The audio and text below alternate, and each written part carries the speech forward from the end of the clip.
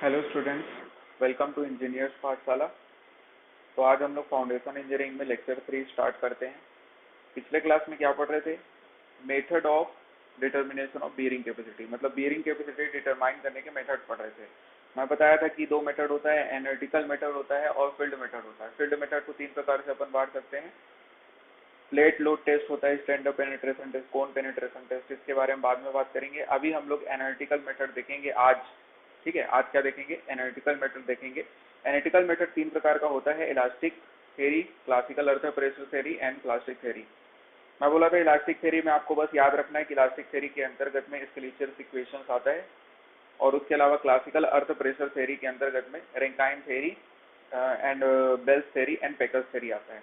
ठीक है, जिसमें रैंकाइन थ्योरी को थोड़ा डिस्कस करेंगे इसमें अंदर, और उसके अलावा प्लास्टिक थ्योरी भी चार प्रकार से हो सकता है, मतलब चार थ्योरी दिया गया है चार लोगों के द्वारा: फ्रेंडल्स के द्वारा, टर्जाइगी के द्वारा, स्कैम्पटन के द्वारा और उसके अलावा मेयरहॉफ के द्वारा।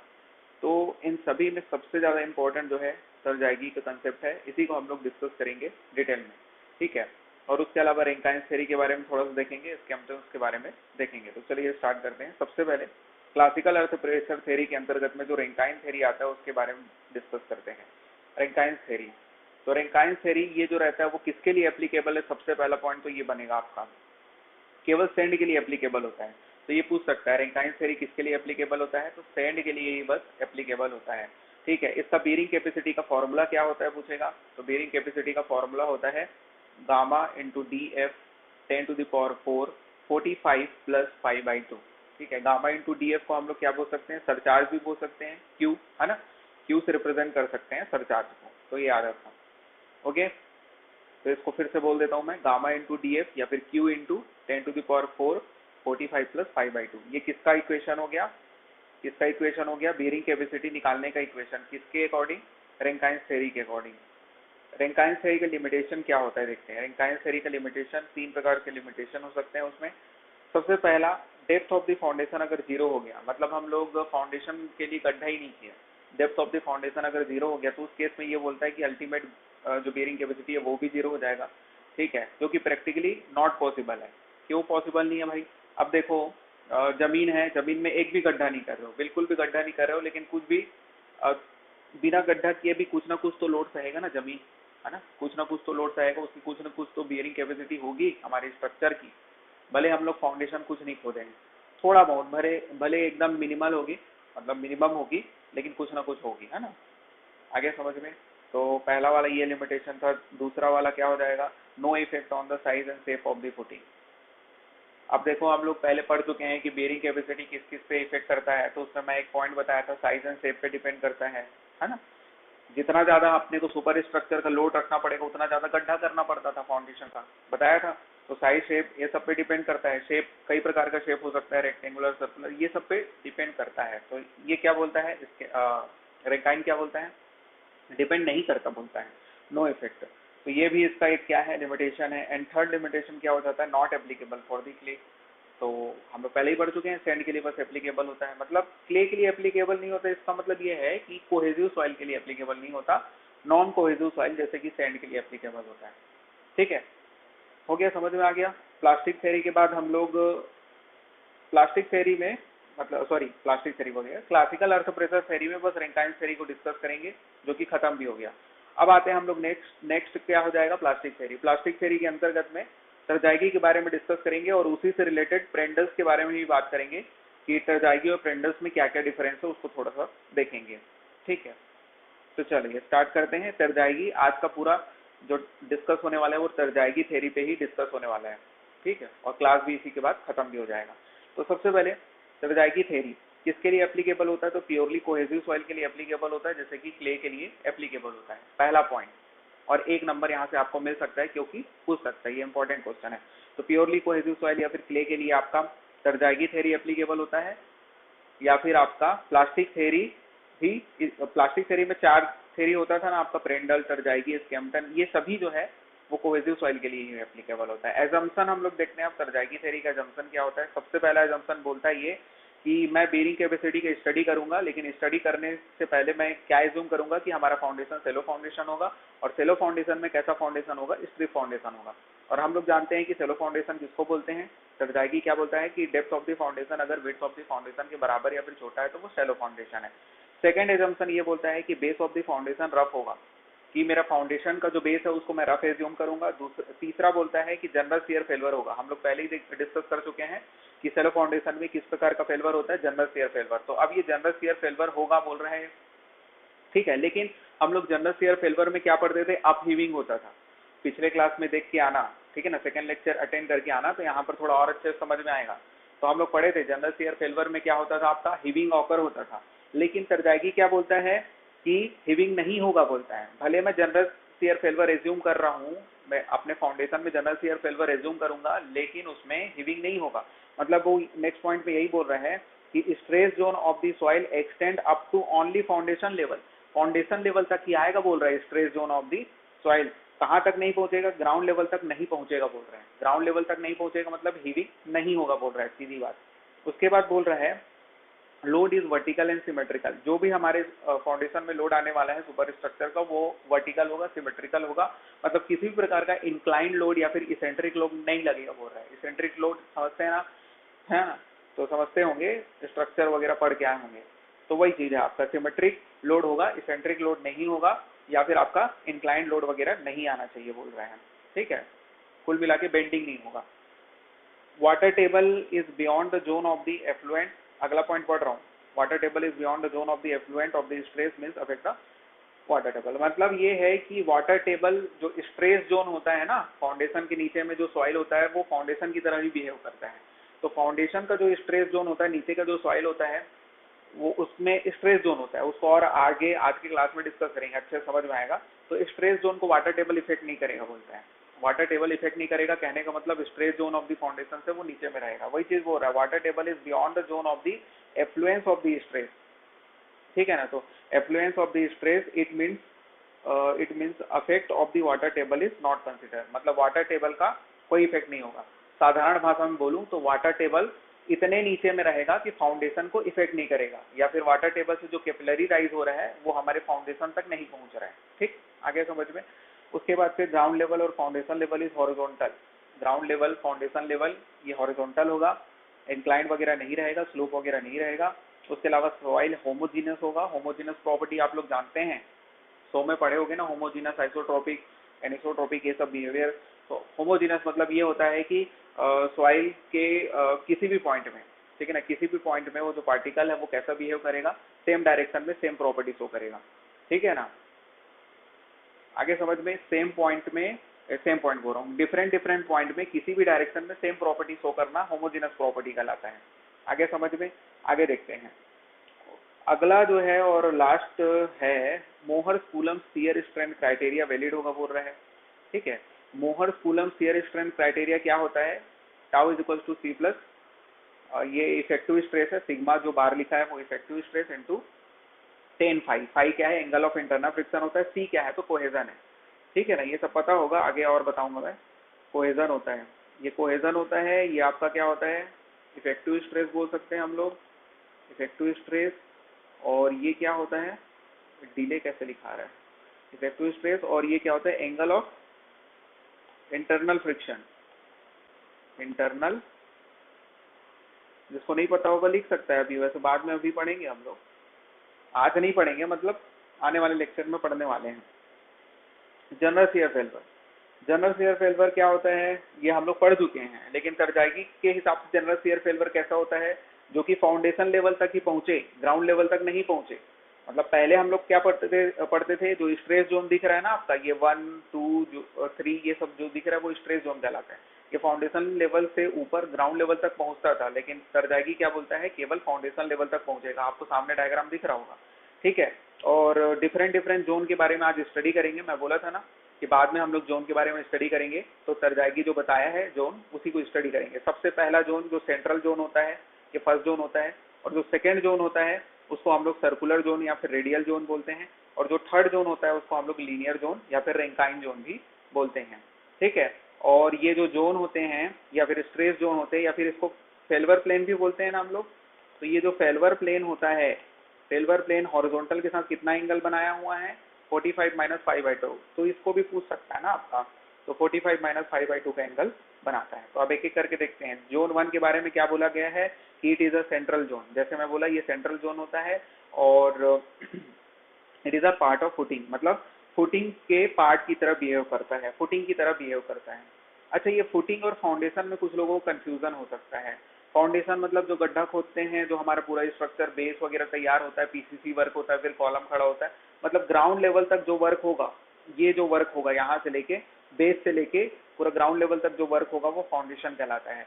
लेकिन जो अगर सिर्फ मैं बेस की बात करूँ, ठीक है ना, सिर्फ बेस की बात करूं, जो फुटिंग हम लोग तैयार करते हैं, फाउंडेशन का जो बेस तैयार करते हैं उसको फाउंडेशन की फुटिंग कहते हैं।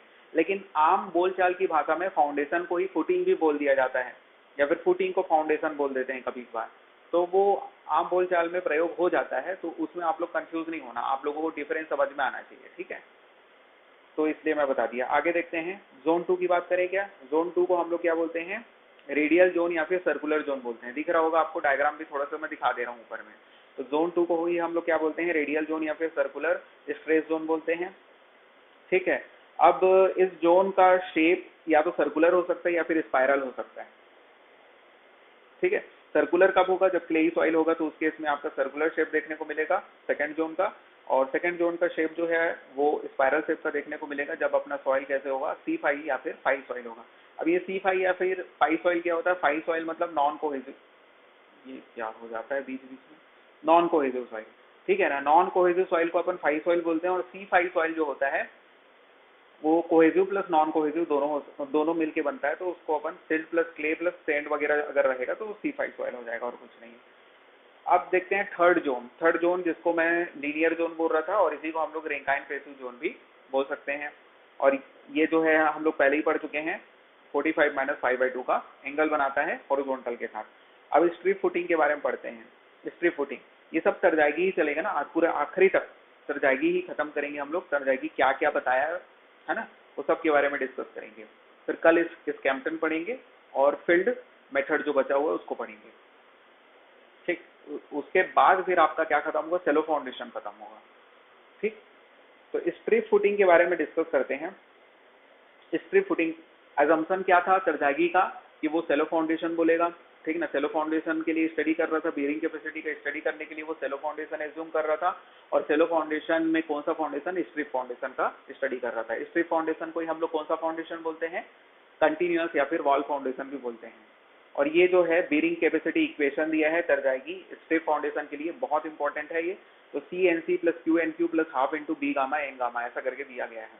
तो C आपका कोहेजन होगा, ठीक है ना।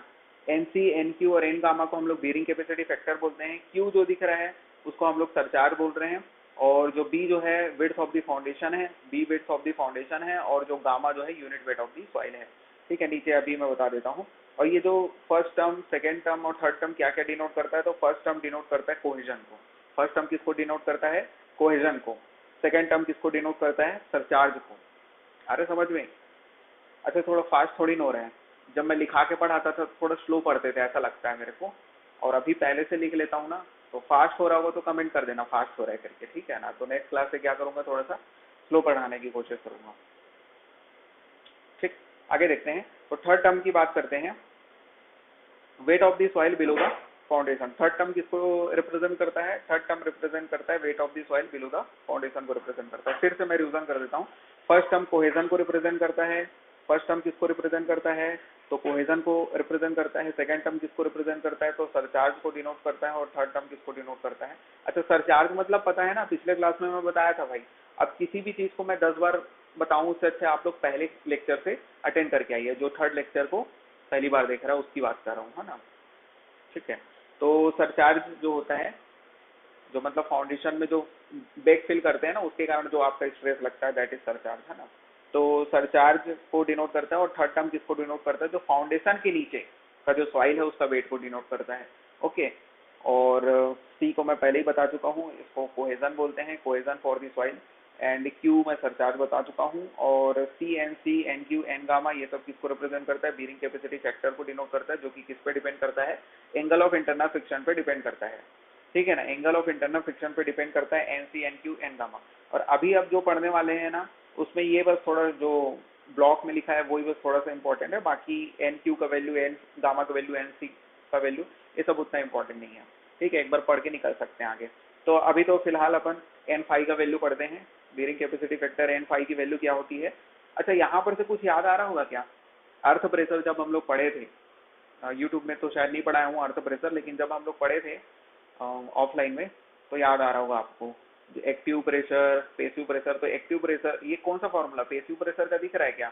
1 + sin⁵ डिवाइडेड बाई 1 - sin⁵, तो वही तो है आपका, जिसको हम लोग 10² 45 + 5/2 भी बोल सकते हैं। तो ये तो याद है आपको पहले से। तो n⁵ की वैल्यू वही सेम होती है जो एक पेसिव अर्थ प्रेशर की होती है। ओके, एंड जब n⁵ निकल जाता है तभी हम लोग निकाल पाएंगे NQ, n गामा और NC, क्योंकि NQ निकालने के लिए n⁵ मल्टीप्लाइड बाई e⁵ है।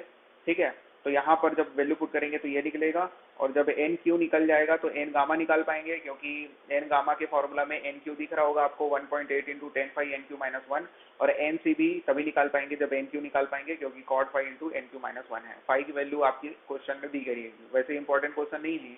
ठीक है ना, ऑब्जेक्टिव पैटर्न के एग्जाम के लिए इंपॉर्टेंट नहीं है। ठीक है, जो गेट की प्रिपरेशन कर रहा है उसके लिए है।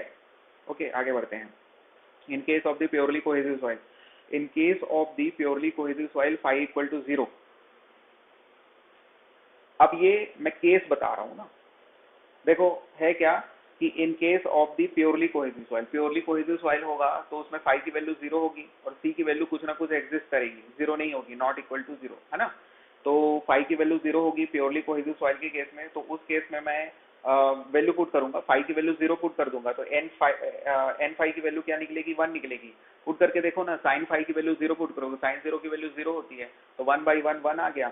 और NQ की वैल्यू जब पुट करेंगे, NQ की वैल्यू निकालेंगे, तो ये वाला फॉर्मूला दिख रहा होगा आपको, इस फॉर्मूला में पुट करो, n⁵ की वैल्यू 1 आ गई है, तो 1 × e⁻, क्या हो जाएगा? 10⁻, की वैल्यू 0 होगी, 5 की वैल्यू जब 0 पुट करोगे तो 10⁻ की वैल्यू 0 होती है, तो e⁻0 1 हो जाएगा, तो NQ का वैल्यू भी 1 आ जाएगा। वैसे n गामा की वैल्यू 0 हो जाएगा, और NC का वैल्यू आपको याद रखना है, यही सबसे इंपॉर्टेंट है।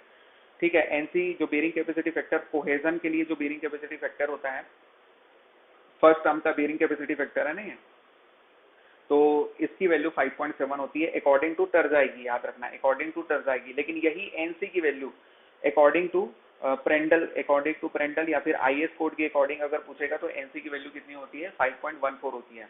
ये दोनों अंतर आपको याद रखना है कि प्रेंडल के अकॉर्डिंग बेरिंग कैपेसिटी फैक्टर अलग होता है जो कि 5.14 होता है। अदरवाइज जितने भी बेरिंग कैपेसिटी इक्वेशंस वगैरह देखे हैं वो प्रेंडल का भी सेम होता है, इक्वेशन सेम होता है, लेकिन जो वैल्यू है बेरिंग कैपेसिटी फैक्टर का वो बदल जाता है। ठीक है, बस ये चीज याद रखना। और नोट में आपका क्या लिखा गया है, टरजाइगी क्या एज्यूम करता था? फाउंडेशन के बेस को रफ एज्यूम करता था, जबकि प्रेंडल क्या एज्यूम करता है? स्मूथ एज्यूम करता है।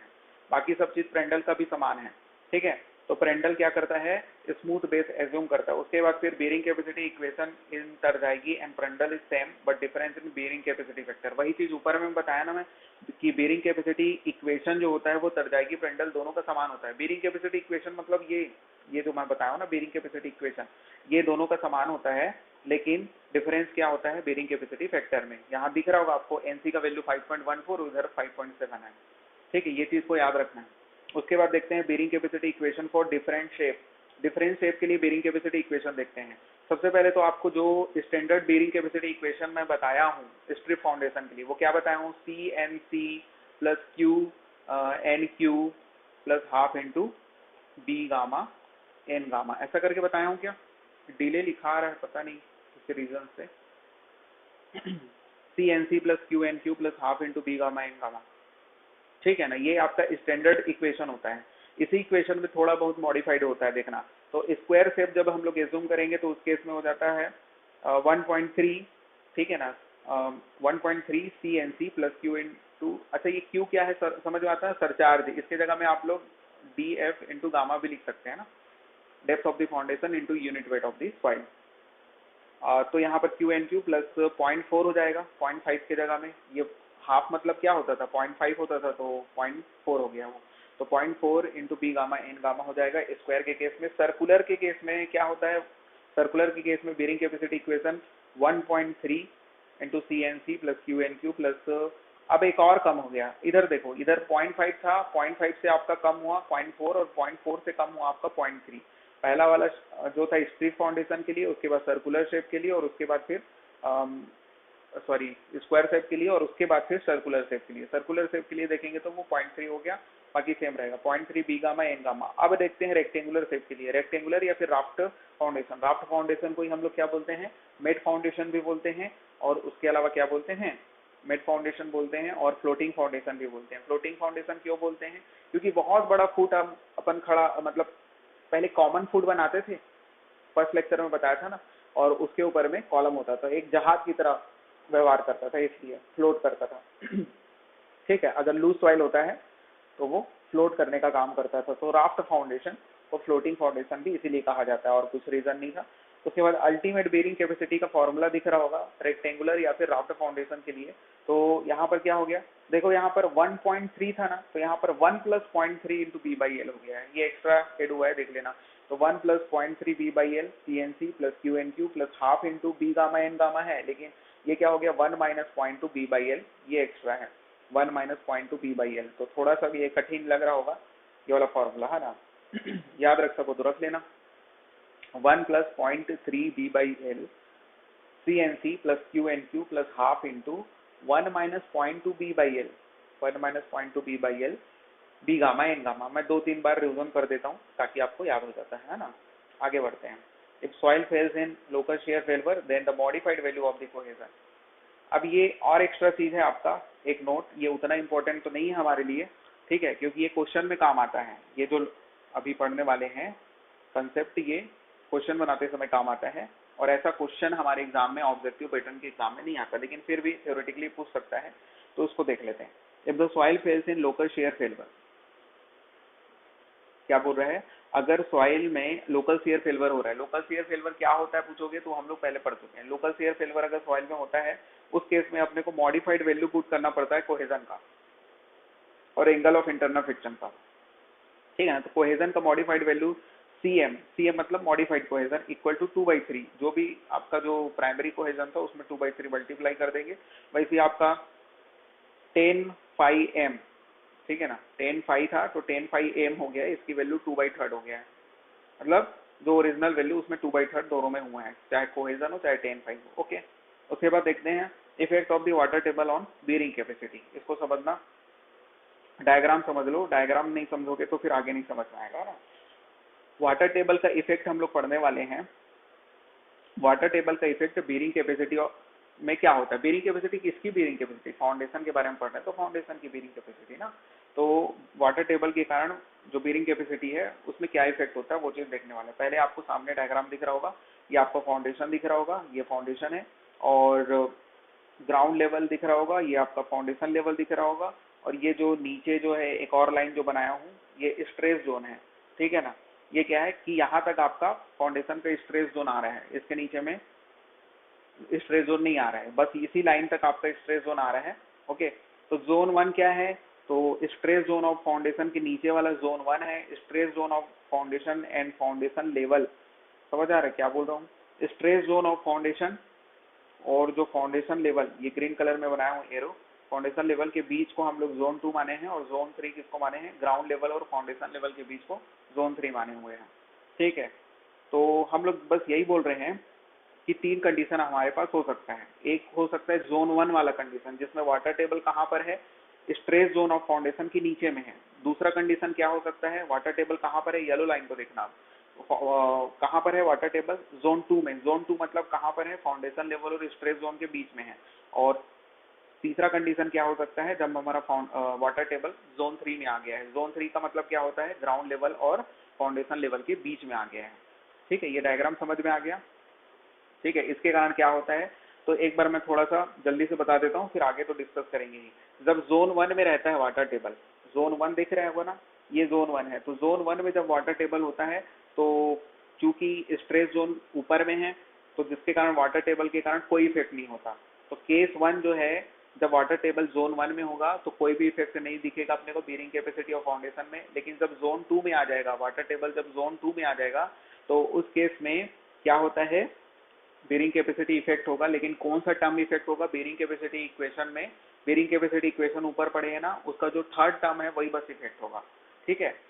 और अच्छे समझ में आएगा, अभी तो मैं बस एक बार बता दे रहा हूँ। जब वाटर टेबल जोन 3 में आता है, जोन 3 दिख रहा होगा, ये वाला जोन 3, तो इस केस में क्या होता है, बेरिंग कैपेसिटी इक्वेशन का हर टर्म इफेक्ट होता है, first term, second term, third term, तीनों टर्म इफेक्ट होता है। ठीक है, बस इतना समझ लिए। तो अब आगे बढ़ते हैं। तो केस 1 में वही बोल रहा है, केस 1 में क्या बोल रहा है, जब वाटर टेबल कहाँ पर होगा, जोन 1 में होगा। जोन 1 में होगा मतलब क्या हो गया, beyond the stress zone of the soil, मतलब जो भी स्ट्रेस जोन है आपका, स्ट्रेस जोन है सॉइल का, है ना, या फिर फाउंडेशन का, उसके नीचे में है आपका। ठीक है, उसके नीचे में, जिसके कारण कोई भी इफेक्ट नहीं होगा बेरिंग कैपेसिटी में। ठीक है, अब केस 2 में आते हैं। केस 2 में क्या बोल रहा है, जब वाटर टेबल आपका जोन 2 में है, तो जोन 2 में है, इसका मतलब क्या हो गया, फाउंडेशन लेवल और स्ट्रेस जोन के बीच में है। Stress zone at depth Z Y, मतलब हम लोग ये भी बताया था ना मैं, ये जेड वाई डेप्थ हम लोग एज्यूम कर लिए हैं, इसको जेड वाई डेप्थ एज्यूम कर लिए हैं। ठीक है ना, वाटर टेबल जो है फाउंडेशन लेवल से कितने नीचे में है, जेड वाई डेप्थ में है। ठीक है, तो in case third term of the bearing capacity effect है। इस केस में क्या होता है, इस केस में क्या होता है, जब जोन 2 में आ जाता है वाटर टेबल, तो थर्ड टर्म बस इफेक्ट होता है।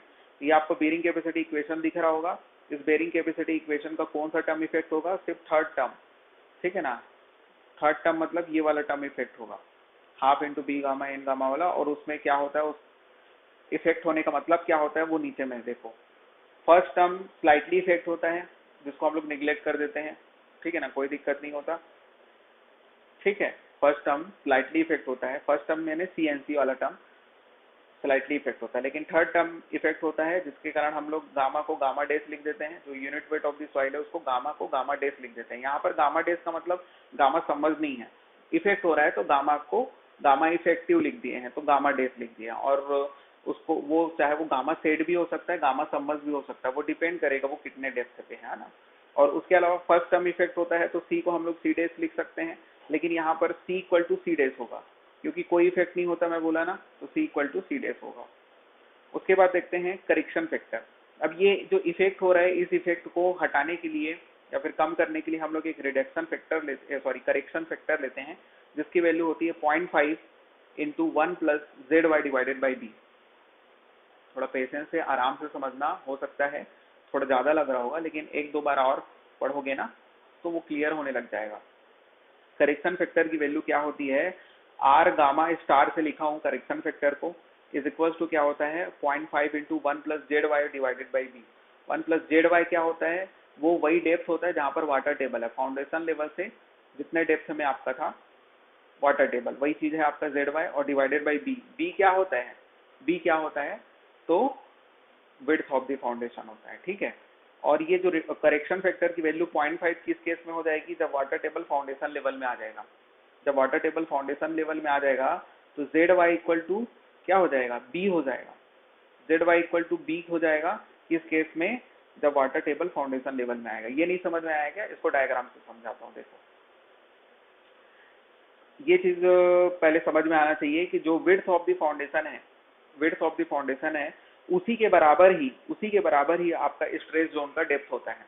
फाउंडेशन लेवल के नीचे में स्ट्रेस जोन का डेप्थ कितना होता है, तो विड्थ ऑफ द फाउंडेशन के बराबर ही होता है। ठीक है, हम लोग क्या बोले, अब इधर देखना येलो कलर में जो लिखा है, कि हम लोग बोले हैं कि वाटर टेबल जो है जेड वाई डेप्थ में है, जेड वाई डेप्थ में है फाउंडेशन लेवल से। लेकिन जब वाटर टेबल यहाँ पर इस लेवल में पहुंच जाए, ठीक है ना, फाउंडेशन लेवल में पहुंच जाए, वाटर टेबल फाउंडेशन लेवल में पहुंच जाए, तो उस केस में जेड वाई की वैल्यू क्या हो जाएगी, उस केस में जेड वाई की वैल्यू बी के बराबर नहीं हो जाएगी। सॉरी सॉरी सॉरी सॉरी, जब वाटर टेबल फाउंडेशन लेवल में पहुंच जाएगा तो जेड वाई की वैल्यू जीरो नहीं हो जाएगी, जीरो हो जाएगी, बी के बराबर कहाँ होगी, जेड वाई की वैल्यू जीरो हो जाएगी। ठीक है ना, जेड वाई की वैल्यू जीरो हो जाएगी, थोड़ा सा गलत बता दिया, तो जेड वाई की वैल्यू जीरो हो जाएगी। इसका मतलब क्या हुआ, इसका मतलब क्या हुआ, जेड वाई की वैल्यू जीरो हो जाएगी, इसका मतलब क्या हुआ, तो ये वाला टर्म क्या हो गया, जीरो हो जाएगा, ये वाला टर्म जीरो हो जाएगा, तो बचेगा क्या, सिर्फ 1।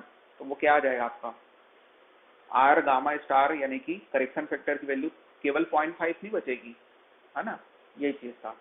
अब आ गया समझ में, चलो अब देखो अल्टीमेट बेरिंग कैपेसिटी फाइनली क्या बन जाएगा, सी की जगह में हम लोग सी डेस लिख देंगे, लेकिन एक्चुअली में सी इक्वल टू सी डेस है, तो इसमें कोई इफेक्ट नहीं पड़ा, क्यू एन क्यू अपने जगह में रहेगा, और हाफ इंटू गामा की जगह में गामा डेस आ गया, और एक तो रिडक्शन फैक्टर भी थर्ड टर्म में मल्टीप्लाई होगा।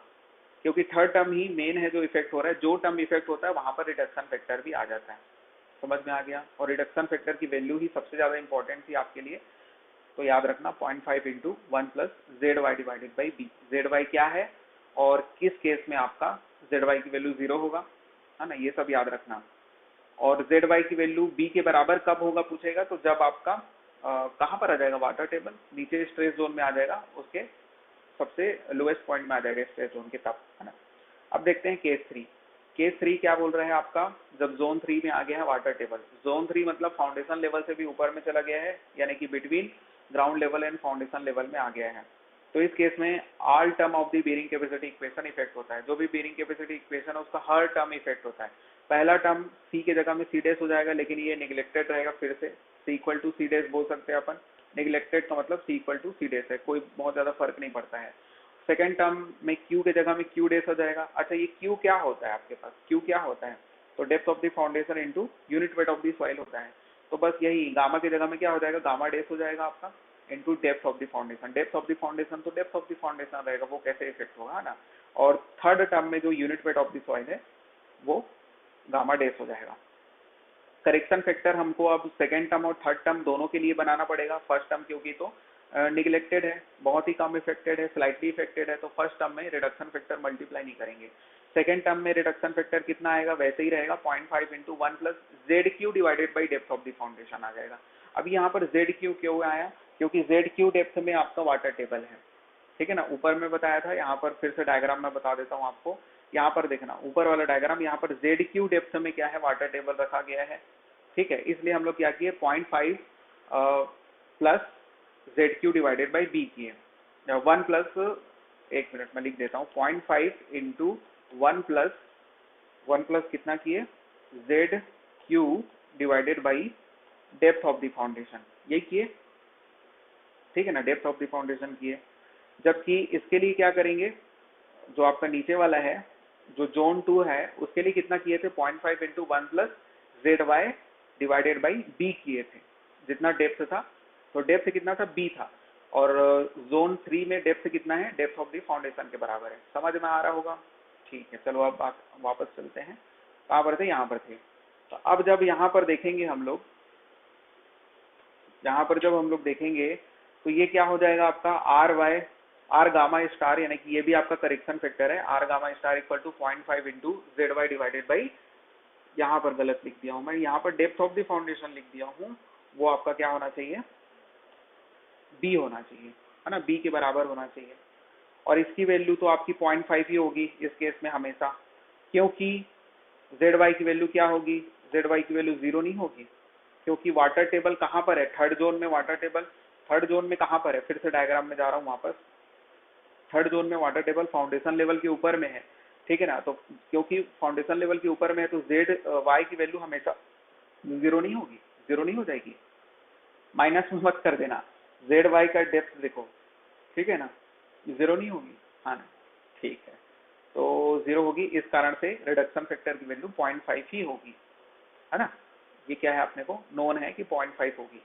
और जेड क्यू की वैल्यू डिपेंड करेगी कि जेड क्यू का डेप्थ कहाँ पर है, उस पर डिपेंड करेगी। अच्छा, ये मेरे को बताना, ये क्वेश्चन है कि आर क्यू स्टार या फिर करेक्शन फैक्टर की value, R Q correction factor की वैल्यू 0.5 कब होगी, 0.5 कब होगी, जब जेड क्यू की वैल्यू 0 होगी। जब जेड क्यू कब 0 होगा, जेड क्यू कब 0 होगा, ये क्वेश्चन है एक्चुअली। जेड क्यू तब 0 होगा जब वाटर टेबल ग्राउंड लेवल पे होगा, लिख लेना नोट में, ठीक है ना। वाटर टेबल जब ग्राउंड लेवल पे होगा तब जेड क्यू की वैल्यू 0 हो जाएगी, और उस केस में जो ये करेक्शन फैक्टर है आर क्यू, उसकी वैल्यू क्या हो जाएगी, 0.5 हो जाएगी। अब सभी वैल्यू जो हम लोग इफेक्टिव वाला रखे हैं यहाँ पर इस इक्वेशन में, तो ऐसा कुछ मिला है, C dash N C plus gamma dash D F into N Q. ये देखो रिडक्शन फैक्टर, रिडक्शन फैक्टर नहीं है, करेक्शन फैक्टर, ठीक है, करेक्शन फैक्टर।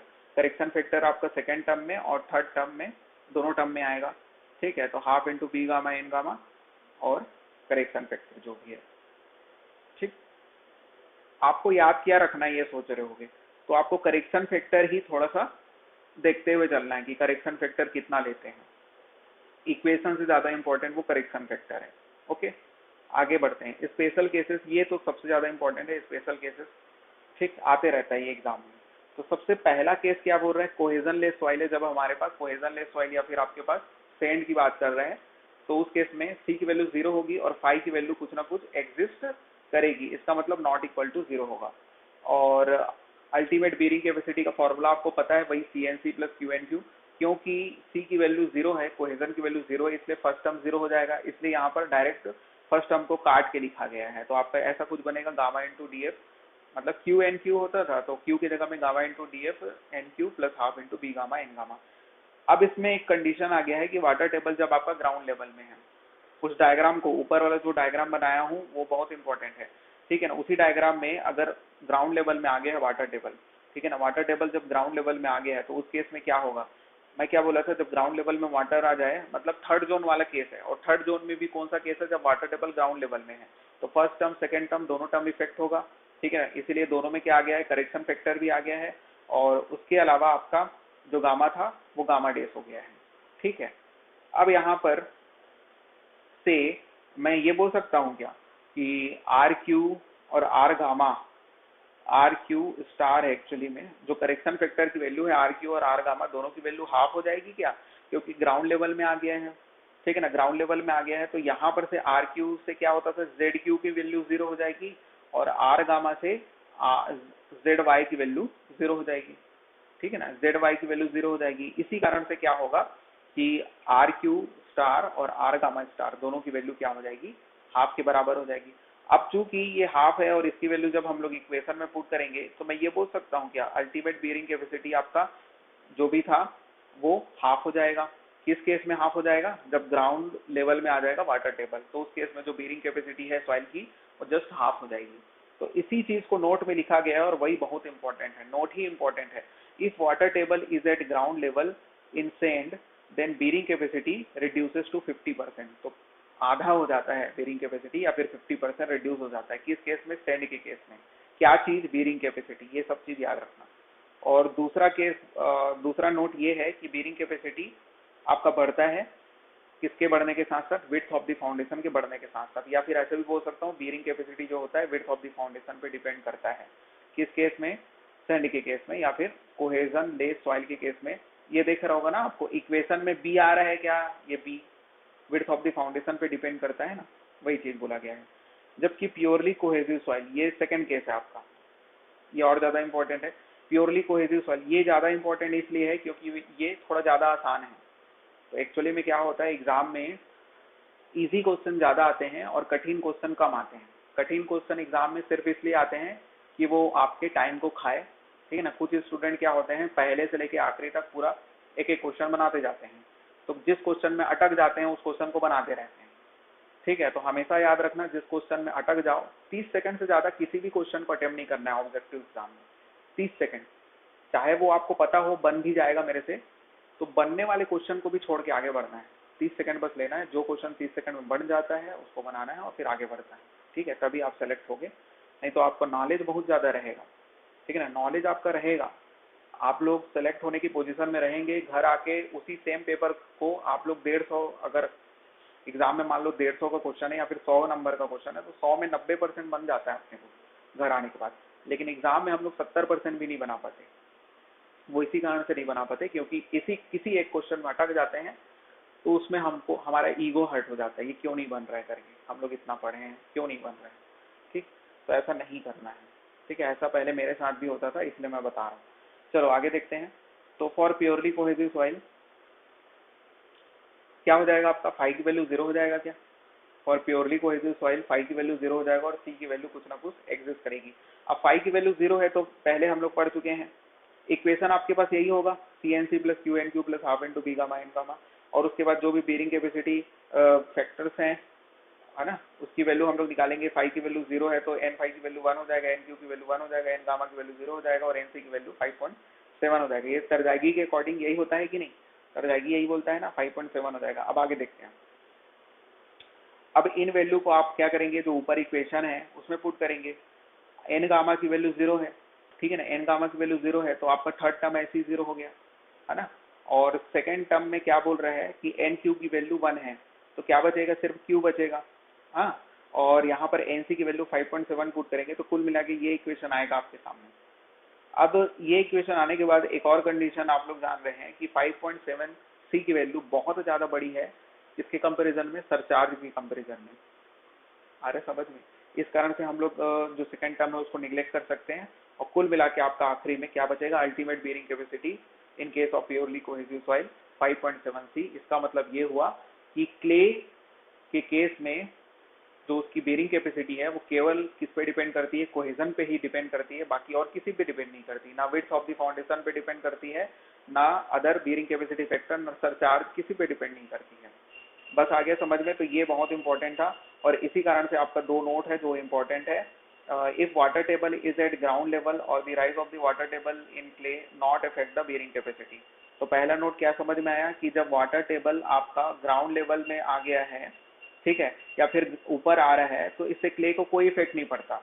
जबकि दूसरा नोट क्या बोलता है कि प्योरली कोहेसिव सॉइल जो है वो प्योरली कोहेसिव सॉइल का जो बेरिंग कैपेसिटी है वो कोहेजन पे डिपेंडेंट नहीं है, कोहेजन पे डिपेंड नहीं करता है। ठीक है, आया समझ में? In case of the purely cohesive soil bearing capacity not dependent on the cohesion. ठीक है, फिर से रिपीट कर दूं क्या नोट को? दूसरा नोट पहले देख लेना, फिर पहले नोट की बात करते हैं। दूसरा नोट में वही लिखा है कि कोहेजन पे डिपेंड नहीं करता, प्योरली कोहेसिव सॉइल की जो बेरिंग कैपेसिटी है वो कोहेजन पे डिपेंड नहीं करता। और पहला नोट क्या बोल रहा था कि वाटर टेबल ऊपर आते जा रहे हैं, मान लो ग्राउंड लेवल में पहुंच गया, मतलब वाटर टेबल पे इफेक्ट ही नहीं करता। जो क्ले की बेरिंग कैपेसिटी है वो वाटर टेबल पे इफेक्ट ही नहीं करता, वो कहीं भी हो। ठीक है, देखो ना, इसलिए तो बोल रहा है कि इफ वाटर, ये इफ है ना, इट नहीं है, if water table is at ground level और rise of the water table in the clay not affect the bearing capacity. ठीक है, तो आज का लेक्चर समझ में आया तो सब्सक्राइब कर सकते हैं और पसंद आया लेक्चर तो लाइक भी कर सकते हैं, शेयर कर दीजिए यार थोड़ा, है ना? ठीक है, थैंक यू।